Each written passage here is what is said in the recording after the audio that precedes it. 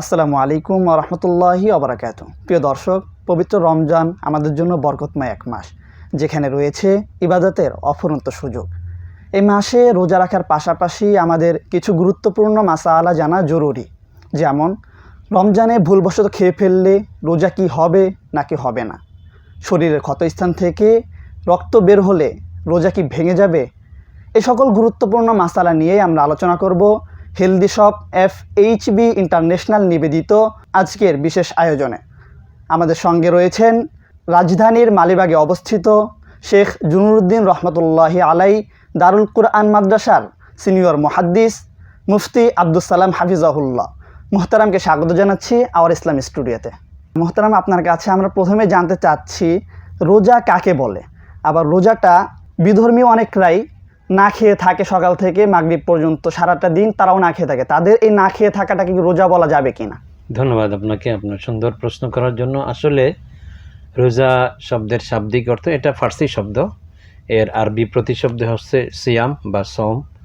তো এর মানে হলো শাব্দিকভাবে আবিধানিক অর্থ হলো বিরত থাকা, কিন্তু প্রত্যেকটা শব্দই যখন আবিধানিক অর্থ থেকে শরীয়তের অর্থে ব্যবহার হয় তখন তার মধ্যে কিছু শর্ত শারায়েত বা কিছু বিষয় যুক্ত হয়। যেমন শুধু বিরত থাকার নাম যেখানে ছিল সিয়াম বা রোজা, কিন্তু এখন সুবহে সাদেক থেকে নিয়ে একেবারে সূর্যাস্ত পর্যন্ত কামাচার, পানাহার, এগুলো বিরত থাকা আল্লাহ তাআলা সন্তুষ্টি নিয়তে যদি কেউ এগুলো থেকে বিরত থাকে এই নির্দিষ্ট সময়, অর্থাৎ সুম্মা আতিমুস সিয়ামা ইলাল লাইল ওয়াকুলু ওয়াশরাবু হাত্তা ইয়াতাবাইয়ানা লাকুমুল খাইতুল আবিয়াদু মিনাল খাইতিল আসওয়াদ, মানে হলো সুবহে সাদেক পর্যন্ত খাওয়ার সুযোগ আছে।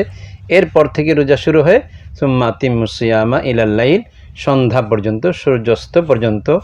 এই বিষয় থেকে, যে পানাহার, কামাচার ইত্যাদি বিষয় থেকে শরীয়ত সম্মত পন্থায় আল্লাহ তাআলার সন্তুষ্টির নিমিত্তে যদি বিরত থাকে কেউ, তাহলেই সেটাকে ইবাদতের নিয়তে, যেমন আপনি বলছিলেন যে ফাস্টিং, অনেকেই বিধর্মীরা ফাস্টিং বলে, তারা তাদের পরিভাষায়, যে স্বাস্থ্য সুন্দর করার জন্য বা বডিকে আরও সুদৃঢ় করার জন্য, যাতে কোনো অসুবিধা না হয়, স্লিম থাকার জন্য তারা সকাল থেকে না খেয়ে থাকে, সন্ধ্যা পর্যন্তও থাকে, বা তাদের একটা নির্দিষ্ট মেয়াদ থাকে।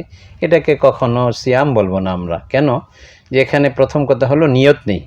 লা সিয়ামা লিমান লাম ইয়াজিম লাহু, যে স্বাভাবিকভাবে পানাহার করলো, এই ফজরের আগে সাহরি খেলো এবং ইফতারও করলো, কিন্তু এই সারা দিন পানাহার থেকে বিরত থাকার ক্ষেত্রে তার ইবাদতের কোনো নিয়ত দিলের মধ্যে আসেনি, তাহলে এটাকে সিয়াম বলবে না। এই জন্য ওই যে বিধর্মীরা যেটা পালন করে থাকে শারীরিক প্রয়োজনে বা স্লিম হওয়ার প্রয়োজনে, সেটাকে আমি ইবাদত বলবো না, সেটা তাদের আদত বা অভ্যাস। নিয়ত এসে আদতকে ইবাদতে পরিণত করে। যেমন কথার কথা, আমরা যে নামাজ আদায় করছি, এটাও কিন্তু নউম মিনার রিয়াদা, এক ধরনের ওয়ান কাইন্ডস অফ এক্সারসাইজ, এক ধরনের এটা ব্যায়াম, অনুশীলন। কিন্তু আমি যদি এটাকে অনুশীলনের নিয়তে করি, তাহলে তো আপনার সালাত হবে না, বরং এটা হবে আপনার একটা এক্সারসাইজ বা ব্যায়াম। এই জন্য যে আল্লাহ তাআলার সান্নিধ্য অর্জনের জন্য, আল্লাহর রেজামন্দির জন্য আমি যদি ওইটা করি, যে রুকু সেজদা, যে রুকুন আরকানগুলো আছে, তাহলেই সেটা আমার সালাত বলে গণ্য হবে। ঠিক এখানেও সুবহে সাদেক থেকে নিয়ে সূর্যাস্ত পর্যন্ত আমার পানাহার, কামাচার ইত্যাদি থেকে আমি বিরত থাকব আল্লাহ তাআলার সন্তুষ্টির নিমিত্তে, আল্লাহকে রাজি খুশি করার জন্য। এই নিয়ত যদি থাকে, তবেই আমার এই উপবাস থাকাটা, এই পানাহার থেকে, কামাচার থেকে বিরত থাকাটা একটা সিয়াম বলে গণ্য হবে। অন্যথা এটা শুধু উপবাস থাকা ছাড়া আর কিছুই হাসিল হবে না।